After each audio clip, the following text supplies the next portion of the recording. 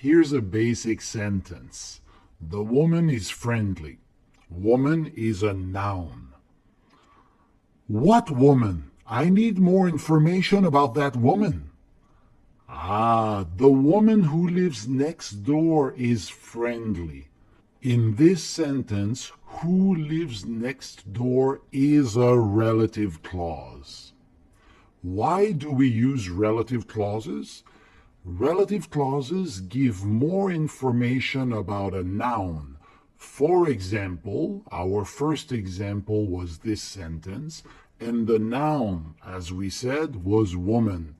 And the relative clause, who lives next door, is giving more information about the noun.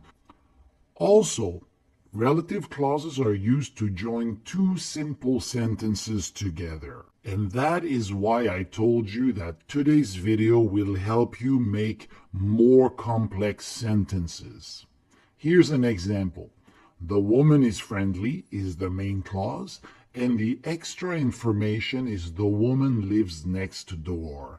So these are two separate sentences, but with the help of relative clauses, we can turn it into only one sentence. The woman who lives next door is friendly. Many relative pronouns can be used to make relative clauses, and that's important. Who for people, whom also for people, which for animals and things, that for people, animals, and things, when for times, where for places, whose for possession, and why for reasons. Now the first part right here is part 1, and this is this video, the video that you are currently watching. Part 2 right here will be in the next video, the video that is coming soon. So if you watch this video very early, maybe part 2 is not available yet. But if you watch it a little bit later, make sure you check out part 2. Relative clauses with who. Now, we are starting with this one. Who is for people and who is a subject. That's important. The manager is on vacation. I envy that guy. And the extra information is the manager handles our department. Now your job is to merge the two sentences and to make only one sentence. You ready? Give it a try. Make sure you speak at home. It's very important. You ready? I'm going to give you the answer. Here it is. The manager who handles our department is on vacation. That's a very nice sentence. You need to practice now. First example, the gardener is planting new flowers, and the gardener works for the city. You ready? Try to merge them. The answer is the gardener who works for the city is planting new flowers. Number 2, a lawyer represented us in court. Extra information, the lawyer specializes in labor law. So if you have a work issue, it's related to labor law. So now merge the two sentences, and it gives a lawyer who specializes in labor law represented us in court. Here's something you should know. We never omit the subject in a relative clause. The subject in this case, in the first example, is who. Okay, so you cannot remove it. You cannot omit it. You cannot say the gardener works for the city is planting new flowers. It doesn't make sense. In the second example, it's the same thing. You cannot remove who. Who is very, very important because it is the subject of the relative clause. Relative clauses with whom now. Whom is also for people, but whom is an object relative pronoun. Here we go with an example.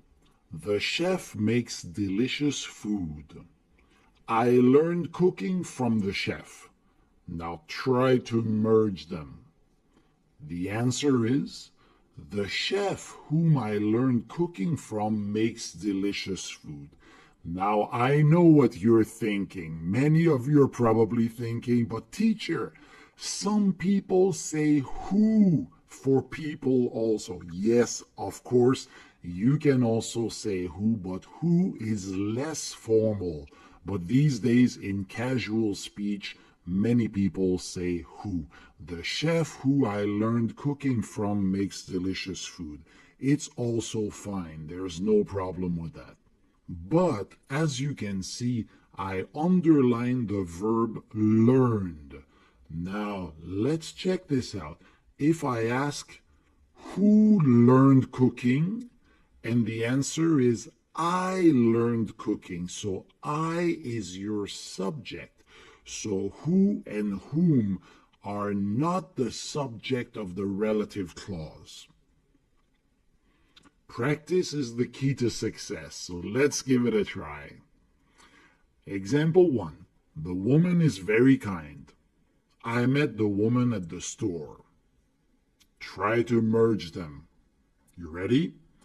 The woman whom I met at the store is very kind, or the woman who I met at the store is very kind is the same thing. Okay? Example 2. The photographer takes beautiful photos. We hired the photographer for the wedding. Ready? The photographer whom we hired for the wedding takes beautiful photos. Here's something you must know. Whom and who can be omitted if they are not the subject of the relative clause. Whom is never the subject, so it can always be omitted. Who is a little bit trickier, though. Let's check out one of the examples that we have seen before. The woman whom I met at the store is very kind. Now you have to ask yourself, is whom or who the subject of the relative clause? So you have to ask yourself, who met someone at the store? And the answer is, I met someone at the store. So I is your subject. Therefore, whom and who are not the subject. And if they are not the subject of the relative clause, they can be omitted. You can remove them, and it doesn't matter. It doesn't make any difference. The woman I met at the store is very kind. Here's another example. The photographer whom we hired for the wedding takes beautiful photos. Who hired someone? We hired someone. The photographer did not hire anyone. We hired him. So in this case again, whom and who are not the subject of the relative clause, so it can be removed. So the actual sentence could become, the photographer we hired for the wedding takes beautiful photos. But watch out. Here's a good example. The manager who handles our department is on vacation. Now, who handles our department? The answer is the manager. And who in the relative clause is referring back to the manager. So who is the actual subject of the relative clause, and it cannot be omitted. You need who in this sentence. You cannot skip it. Relative clauses with which. Which is used for animals or things. Here's an example. A computer. A computer is a thing. So the computer is broken, and we used the computer for our project. Now try to merge the two sentences with which. The computer which we used for our project is broken. A little practice won't hurt, that's for sure.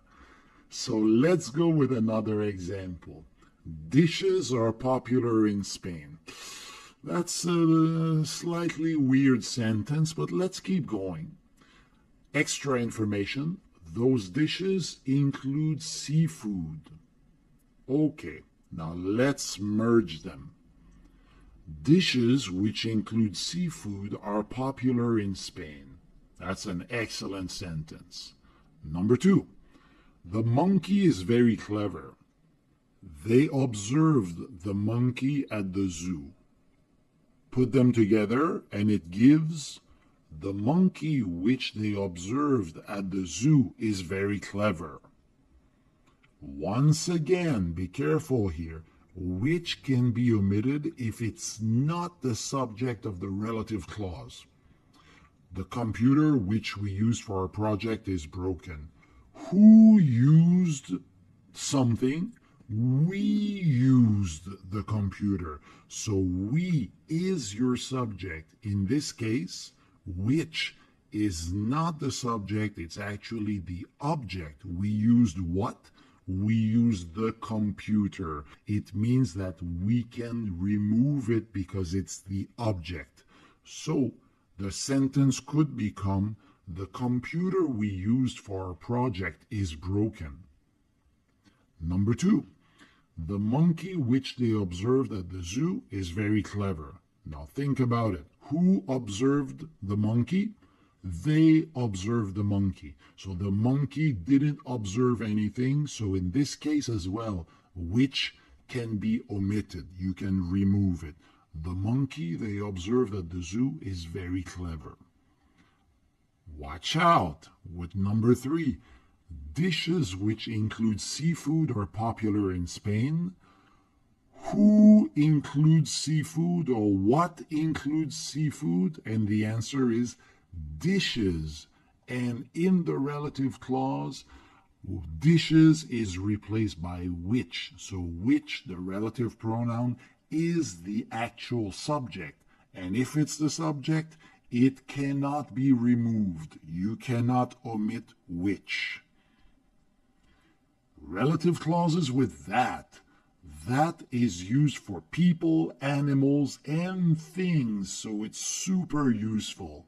Let's go with an example. The movie was unpredictable. I saw the movie yesterday. Put them together, this one is an easy one. The movie that I saw yesterday was unpredictable. We're almost finished, so let's do it. A little bit more practice. Number 1, the woman was helpful. I spoke to the woman on the phone. Okay, now put them together and it gives the woman that I spoke to on the phone was helpful. Very nice sentence. Number 2, the horse won the race. The horse belongs to my neighbor. Okay, put them together, and once they are merged, it gives the horse that belongs to my neighbor won the race. That is similar to who and which, so that means that can be omitted if it's not the subject of the relative clause. If it's the object, you can skip that. Now, here's an example. The movie that I saw yesterday was unpredictable. Who saw? I saw. So I is the subject, therefore that is not the subject, and it can be removed. The movie I saw yesterday was unpredictable. The woman that I spoke to on the phone was helpful. Who spoke? I spoke. And therefore that is not the subject, so you can also remove it. The woman I spoke to on the phone was helpful. Watch out. The horse that belongs to my neighbor won the race. Who belongs to my neighbor or what belongs to my neighbor? The answer is the horse. And in the relative clause, the horse is replaced with that. It means that is the subject of the relative clause, and you cannot remove it. You need that. Let's review the relative pronouns. So if you want to talk about people, you can use who or you can use whom, but whom is always only an object pronoun. That is used for both. For animals, you can use which and that. For things, you can also use which and that. But be careful, we never omit the subject in a relative clause. So you can see almost all of them can be either subject or object of the relative clause. And that is the challenge that you have. But if you see whom somewhere, you can be sure that you can remove it in a relative clause and the sentence will still make sense. Now it's quiz time. 10 questions, and like I told you, it's not easy. Let's get started. A company is launching a new product. The company specializes in tech gadgets. Put the two sentences together to make only one sentence. You ready? You would say, a company that specializes in tech gadgets is launching a new product. Could you use a different pronoun? Yes, you could. You could use which. A company which specializes in tech gadgets is launching a new product also makes sense. But watch out, I have another question for you. Can you omit the relative pronoun? Can you bypass that or which? Can you remove them? The answer is no. You cannot remove them because that and which are both the subject, so they cannot be removed. Question 2. The athlete is from Brazil. The athlete broke the world record.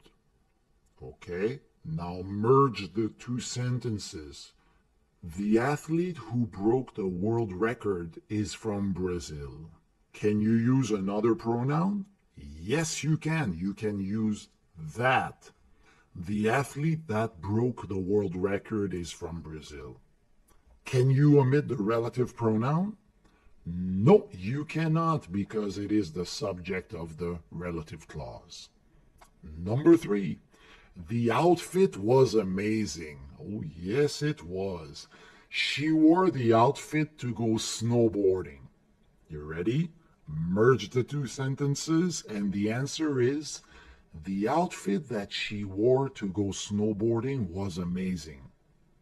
Okay, and you know, is there another pronoun that you can use instead of that?